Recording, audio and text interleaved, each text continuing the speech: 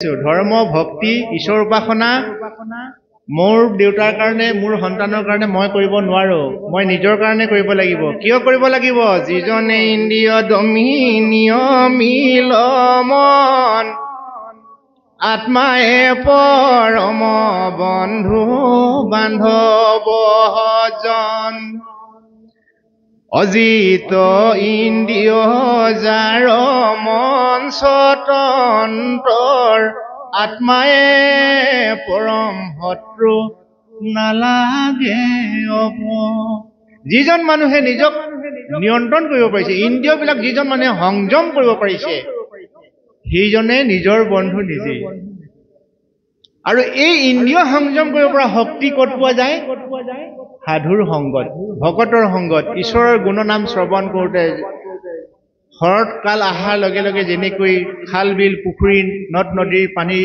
হৰিং ফটফটীয়া স্বচ্ছ হৈ পৰে তেনেকৈ সাধুৰ সংগলৈ আহিলে ঈশ্বৰৰ কথা শুনিলে আমাৰ মলিন মনবিলাক আপোনা আপুনি আঁতৰি নিৰ্মল হৈ পৰে আৰু তেতিয়াই আমি ইন্দ্ৰিয়ক দমন কৰিব পৰা শক্তিটো উদ্ভৱ হয় তাৰ পৰাই জাগৃত হয় আৰু যদি আমি সেইখিনিকে নকৰো অজিত ইন্দ্ৰিয়ৰ যাৰ মন স্বতন্ত্ৰৰ আজি এই হাত দুখনেৰে নুচুব লগা বস্তু যদি চুওঁ চকু দুটাই নাচাব লগা বস্তু যদি চাওঁ মুখেৰে নকব লগা কথা যদি কওঁ কাণেৰে নুশুনিব লগা যদি শুনো তেতিয়াহ'লে আমি নিজেই নিজৰ শত্ৰু হৈ পৰিম আমাৰ গুৰুজনাই এখন হৰিনাম ধৰ্ম এই কাৰণে প্ৰস্তুত কৰিছিল যে হেৰৌ মানৱ জাতি পাও দুই দিলা তীৰ্থ কৰো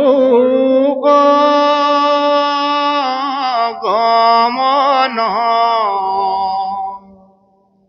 অ চকু দুই দিলা হন্ত সৌপদৰিখন তোমাক দুটা ভৰি দিয়া হৈছে তুমি সেই দুটা ভৰিৰে তীৰ্থলৈ যোৱা কিন্তু তীৰ্থ কোনখন কাশী গয়া বৃন্দাবন নহয় য'ত এটা নিৰ্মল মন লৈ ভকতসকলে ঈশ্বৰ উপাসনা কৰে সেই দুখৰহে আচল তীৰ্থ আজি এই দুখৰহে আচল তীৰ্থ এই তীৰ্থলৈ আমি যিসকলে বাট কৰিবাই আহিছো আমি বোলে ভাগ্যৰ গৰাকী চকু দুই দিলা হন্ত সৌপদৰিখন এই সকলো আজি আমি কোনো মায়াৰ পাশত আবদ্ধ হৈ থকা নাই আমি চবেই ভকত ৰূপত আহিছো আই ৰূপত আহিছো মাতৃ জ্ঞান কৰা হৈছে আইসকলক ভকতসকলক ঈশ্বৰ জ্ঞান কৰা হৈছে চকু দুই দিলা হন্ত সৌপদৰিখন এইসকল সন্তক এই চকুৰে চাবলৈ কৈছে অনাখা দিলা তুলসীৰ ঘ্ৰাণলৈ বাপোন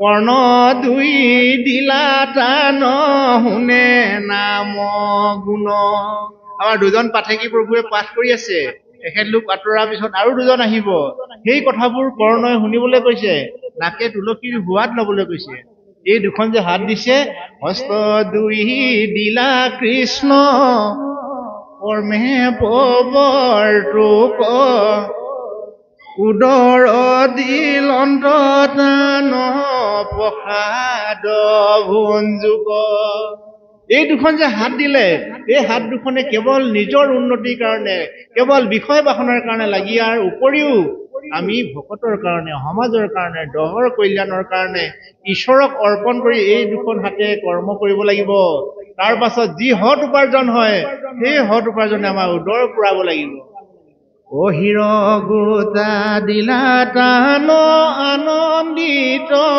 মন প্ৰভু পদাৰ বিন্দত সদা কৰোক বন্দন প্ৰভু পদাৰ বিন্দত সদা কৰোক বন্দন কৃষ্ণ প্ৰভু এই মূৰটোৱে এই হিটোৱে এই মহাভাগৱতত ভকতৰ চৰণত মই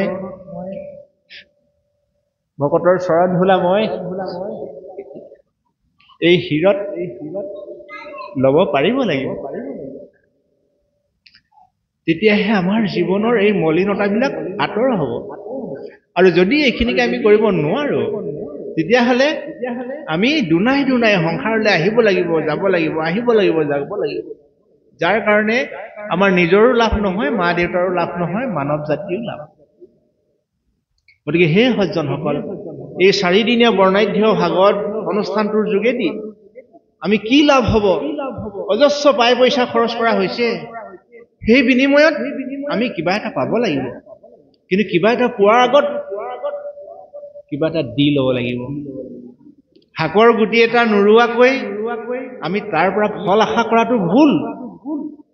আপোনাৰ ঘৰত জিকা গছ আপুনি ৰোৱাই নাই, জিকা খাবলৈ মন গ'লে হ'বনে? গতিকে জিকা গুটি এটা প্ৰথমতে দিয়ক। আহক আমি ঈশ্বৰৰ ওচৰত আমি সেই শস্যৰ গুটি এটা দিওঁ। সকলোৱে এইদৰে ভক্তিৰে আবেদন কৰি ভগৱন্তৰ ওচৰত আমি কিবা এটা দিম। এতিয়া যাক এৰি বয়নে মিলাই গায়ে পাই মনোৰথ কাম।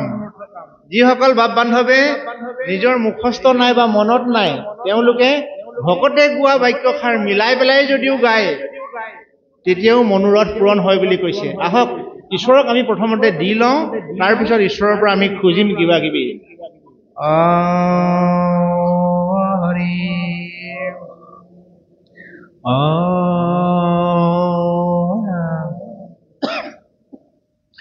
হে কৃষ্ণ কৃষ্ণ নাথ পৰাপৰিত্ৰাণ তনু নাও বুঢ়িয়াহে নাহিকে জ্ঞান নাম ধন দিয়া মোক কিনা বনমালি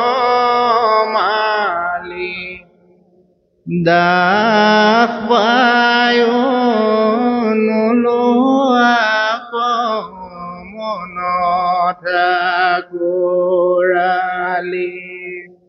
অ আতুৰ ভয়লো হৰি বিষয় বিকলে কৰি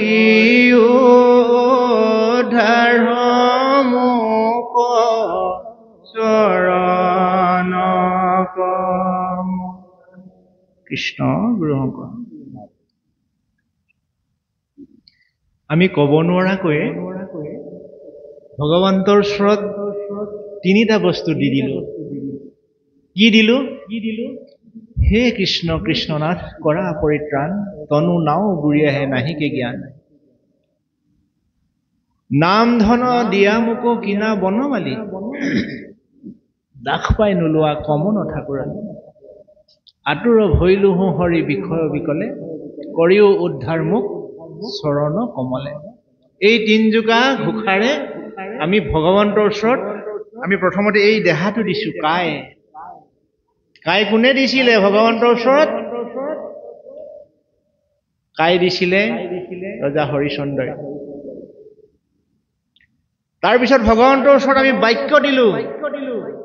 বাক্য কোনে দিছিলে ভগৱন্তৰ ওচৰত? অজামিলে দিছিলে।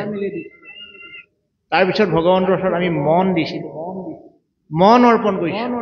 মন কোনে অৰ্পণ কৰিছিলে? গজেন্দ্ৰই মন অৰ্পণ কৰিছিলে।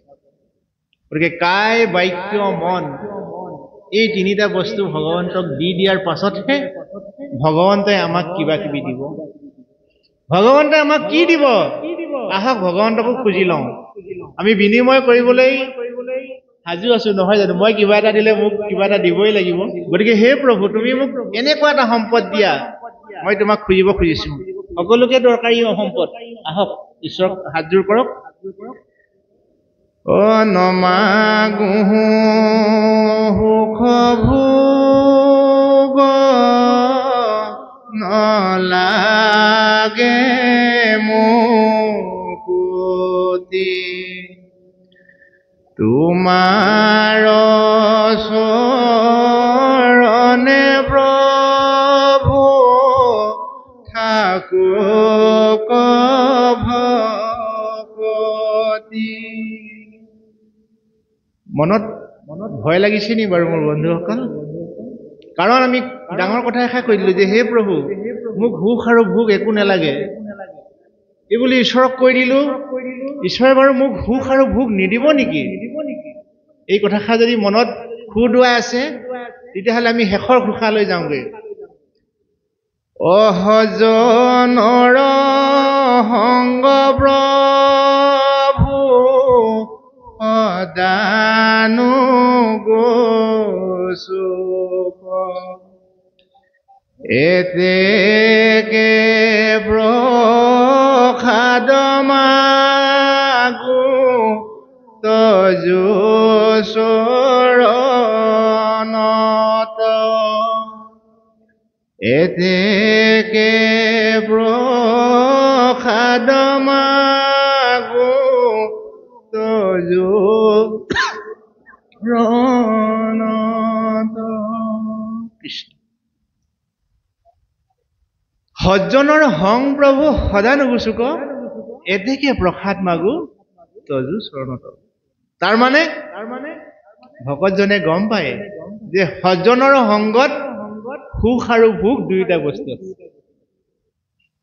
গতিকে সুখ আৰু ভোগ যদি আমি ভগৱন্তক খোজো তেতিয়াহ'লে ভগৱন্তই আমাক সুখ আৰু ভোগ দিব হয় বাকী ঐশ্বৰ্য বিভূতিৰ যিটো ভাণ্ডাৰ সেইটো আমাক নিদিব যদি আমি ভগৱন্তক সজ্জনৰ সং খোজো নমাগো সুখ ভোগ নালাগে মুকুতি তোমাৰ চৰণে প্ৰভু থাকোক ভকতি সজ্জনৰ সংগত আহি মই যদি প্ৰভু তোমাক ভকতি কৰিব পাৰো তেতিয়াহ'লে সুখ ভোগকে আদি কৰি যত যিমান ত্ৰিদশৰ ঐশ্বৰ্য আছে গোটেই ঐশ্বৰ্যৰ আপুনি গৰাকী হ'ব পাৰিব গতিকে আমি এটা বস্তু লোৱাতকৈ গোটেই টোপোলাটোকে আমাক লাগে সেই সম্পত্তিটো আমাৰ সন্তানক দিবলৈ আমাৰ পিতৃপুৰুষসকলে ধৰ্মীয় অনুষ্ঠানবিলাক আয়োজন কৰে আজি ঠায়ে ঠায়ে যে ভাগৱত অখণ্ড ভাগৱত পাঠ হয় গীতা পাঠ হয় কীৰ্তন পাঠ হয় ঘোষা পাঠ হয় ইয়াৰ মূল লক্ষ্য উদ্দেশ্য কি মূল লক্ষ্য উদ্দেশ্য হৈছে যে সান্নিধ্যই মানুহ ৰূপান্তৰিত কৰে ঈশ্বৰৰ কথা শুনিলে ঈশ্বৰৰ গুণ গৰিমাৰ শ্ৰৱণ কীৰ্তন কৰিলে মানুহৰ মন উচ্চাকাংক্ষী হয় সেইকাৰণেই এই অনুষ্ঠানবিলাক আয়োজন হয় আৰু এই অনুষ্ঠানবিলাক যদি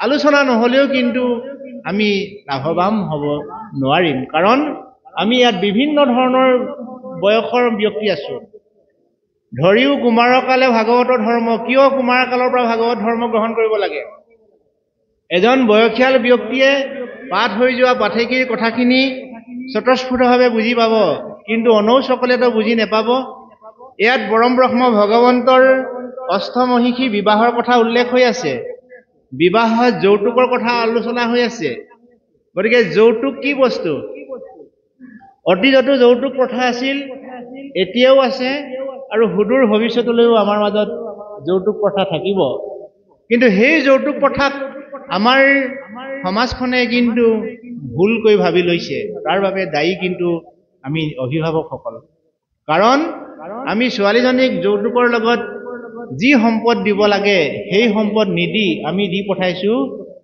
মায়াৰ সম্পদ হয় সেইখিনিও লাগিব কিন্তু তাৰ সমান্তৰালভাৱে আমাৰ ঘৰৰ ছোৱালীজনীক আমি কেইটামান যৌতুক দিবলৈ আমি কুণ্ঠাবোধ কৰোঁ যাৰ নাম হৈছে সৰলতা নম্ৰতা ভদ্ৰতা মিতব্যতা অমায়িক গুণৰ যিটো টোপোলা সেই অমায়িক গুণৰ টোপোলাটো আমাৰ ছোৱালীজনীক বিয়া দিয়া সময়ত আমি নিদিওঁ বাকী মায়াৰ টোপোলাখিনি দি পঠিয়াই দিওঁ যাৰ কাৰণে আমাৰ ছোৱালীজনী স্বামী ঘৰত লাঞ্ছিত বঞ্চিত হ'ব লগা হয় অ' মা মই সেইখন ঘৰত থাকিব নোৱাৰা হ'লো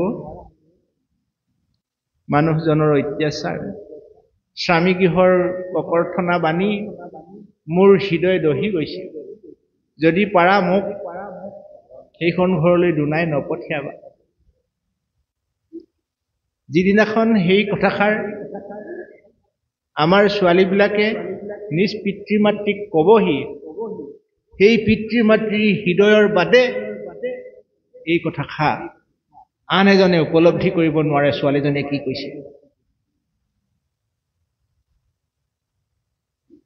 গতিকে এই যিবিলাক নৈতিক শিক্ষাৰ গুণ এই নৈতিক শিক্ষাৰ গুণবিলাক আমি আমাৰ ঘৰখনৰ পৰাই দি পঠাব লাগিব সেয়াই হৈছে আচল যৌতুক অতীতত গীত মাত আছিল বিয়া নামৰ যি মধুৰ ঝংকাৰ নিশা দুপৰলৈকে আৰতীসকলে নাম গাই কঠোৰ অন্তৰৰ মানুহবিলাককো দুধাৰি চকুলো বোৱাই দিছিল।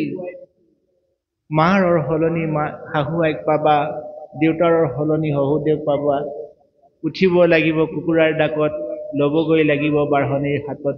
এইবিলাক নৈতিক গীতৰ সুৰেৰে তেওঁলোকৰ মন প্ৰাণ জীপাল কৰি তুলিছিল। সময়ৰ সোঁতত সেইবিলাক এতিয়া বহু নিলগত থাকিল, যাৰ কাৰণে আমাৰ ল'ৰা ছোৱালীবিলাকে পাব লগা সম্পদবিলাক নোপোৱা হৈছিল। গতিকে পুৰণিকলীয়া ৰীতি নীতি কিছুমান আমাৰ প্ৰয়োজন আছে আৰু কিছুমান আমাৰ বৰ্জনো আছে। আৰু সেই যিখিনি বৰ্জন আপুনি মই শিক্ষিত সমাজৰ এজন ব্যক্তি হিচাপে আমি দেউতাকো বুজাব লাগিব যে মোৰ দেউতাই কোৱা আটাইখিনি কথা শুদ্ধ নহ'বওতো পাৰে। মোৰ দেউতা হ'ল বুলিয়ে দেউতাই কোৱা কথা আটাইখিনি শুদ্ধ হ'বনে? কাৰণ সেই পুৰণিকলীয়া ৰীতি নীতিৰ কিছুমান কথা মই এতিয়া পৰিৱৰ্তন কৰিব লাগিব। যদি পৰিৱৰ্তন নকৰোঁ, সত্য যুগে ধ্যানত এটা যুগে যজ্ঞ, অদাপৰ যুগত পূজা, কলিত শৰীৰ কীৰ্তন বিনাই, আওৰ নাহিকে দুজা। মই মোৰ দেউতাৰ লগত আলোচনা কৰিব লাগিব যে দেউতা, সত্য যুগত বোলে ধ্যান আছিল, ত্ৰেতা যুগত যজ্ঞ আছিল, দ্বাপৰ যুগত পূজা আছিল, কিন্তু এতিয়া আপুনি মই যদি পূজা পাতলতে মন নিমগ্ন কৰোঁ, আমি বাৰু ঈশ্বৰ প্ৰাপ্তি হ'ম নে আমাৰ জীৱৰ কল্যাণ হ'ব? কিন্তু মহাপুৰুষ গুৰু শ্ৰীমন্ত শংকৰদেৱে কীৰ্তনতো এনেকে লিখিছে, কলিত হৰিৰ কীৰ্তন বিনাই আওৰ নাহিকে দুজা। কলিত বোলে কেৱল হৰি কীৰ্তন কৰিলেই এই গোটেইখিনি ত্ৰেতা যুগত যজ্ঞ কৰা, সত্য যুগত ধ্যান কৰা, এই গোটেই ফলখিনি পায় বোলে। তেতিয়া আমি দেউতাৰ লগত সেই কথাখিনি আলোচনা কৰি আমি স্থিৰ সিদ্ধান্ত ল'ব লাগিব যে মহাপুৰুষ গুৰু শ্ৰীমন্ত শংকৰদেৱে ক'ৰবাত ভুলকে লিখিলে নেকি। যদি ভুলকে লিখা নাই তেতিয়াহ'লে মই আজিয়েই খামোচ মাৰি ধৰিব লাগিব, আৰু যদি মই এৰা ধৰাকে ধৰোঁ তেতিয়াহ'লে কিন্তু সেই কাছজনীয়ে পানী শুকুৱাই যোৱাৰ সময়ত ইখন বিলৰ পৰা সিখন বিললৈ যাওঁতে তাৰ বন্ধুৱেকে যিডাল মাৰিত কাছজনী ধৰি গৈছিল, তলৰ পৰা যিকেইটা ল'ৰাই কিৰিলি পাৰিছিলে, যা কাছ উৰিছে চা, সি মানে মুখখন মেলি কিবা এষাৰ ক'বলৈ খোজোঁতেই ধুপুচকে সৰি পৰাৰ দৰে আমাৰ জীৱনটো তেনেকুৱা হ'ব। কাৰণ ধুপুচকে সৰি পৰা মানে কি? আমাৰ জীৱনৰ পৰমায়ুৱে শেষ হৈ যাব। আজিৰ শিশু কালিলৈ দেশৰ নাগলিত, ধূলি বালি খেলোতে ও বাল্যকাল, গমকেই নাপালো গ'ল যৌৱন কাল। গৃহস্থালী সংসাৰত চৌষষ্ঠি জঞ্জাল, তোমাক বাৰু প্ৰভু ভজিম কোন কাল। ক'ব নোৱাৰাকৈ আমি ধূলি বালি খেলোঁতেই সেই শৈশৱৰ সোণোৱালী দিনবোৰ পাৰ হ'ল। যৌৱনৰ দিনকেইটা ক'ব নোৱাৰাকৈ সুখ আনন্দতেই পাৰ হ'ল। বয়স হোৱাৰ লগে লগে বাৰ্ধক্যই দেখা দিব। বেমাৰ আজাৰৰ পৰা আপুনি ক'তো ওলাই যাব নোৱাৰা হ'ব। শেষত ক'ব নোৱাৰাকৈ এদিন বোলে ইহ সংসাৰৰ পৰা যাবগৈ লগা হ'ব। গতিকে ৰাইজ আজি ভাৱৰীয়া দেশেই নাটঘৰ, কোনে কি ভাও ল'বা অহা সময় যে তাকৰ। আমি প্ৰত্যেকে একোজন ভাৱৰীয়া, আৰু সেই ভাৱৰীয়াৰ শুদ্ধ ভাও অভিনয় কৰি আমি ৰাতিপুৱাৰ আগে আগে ভাওখন শেষ কৰিব লাগিব। অৰ্থাৎ জীৱনৰ পৰমায়ু থকা দিনকেইটাতে আমি এই কামখিনি কৰিব লাগিব। গতিকে কলিত হৰিৰ কীৰ্তন বিনাই আৱৰ নাহিকে দুজা। কেৱল হৰিত কীৰ্তন, এয়া কলিযুগ। কলিযুগ কেতিয়াৰ পৰা আৰম্ভ হৈছে? যেতিয়া পৰম ব্ৰহ্ম ভগৱন্তই এই সংসাৰ এৰি বৈকুণ্ঠ ধামলৈ গুচি গ'ল, সেইদিনাখনেই উদ্ধৱক কৈছিল যে মই যাওঁ বৈকুণ্ঠলৈ উদ্ধৱ, তুমি নাকান্দিবা। বদৰিকা আশ্ৰম খনি উদ্ধৱ, যত নাইৰা সকলোৱে এবাৰ গাঁও দিয়া ভাল কৃষ্ণ লাগিব সকলোৱে কওক হে ৰাম মই যাওঁ বৈকুণ্ঠলৈ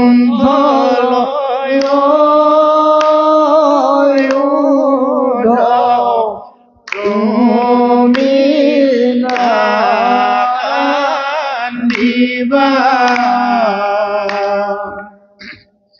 বদৰিকা আশ্ৰম ঘনি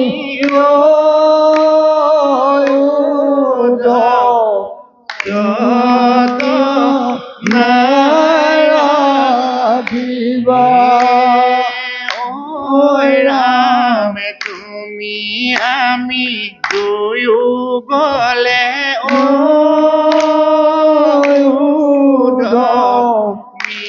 মিলিব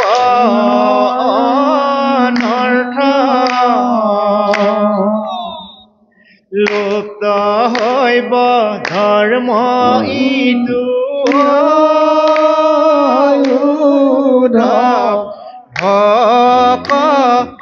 ভকতীৰ পথ ঐ ৰাম মই যাওঁ বৈকুণ্ঠলৈ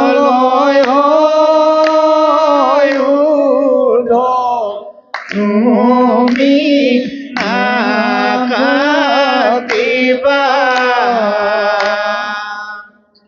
বদৰিকা আশ্ৰম ঘনি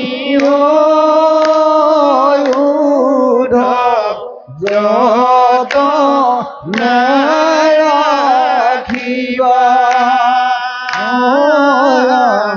বদৰিকা আশ্ৰম ঘনি যত নাৰাখিবা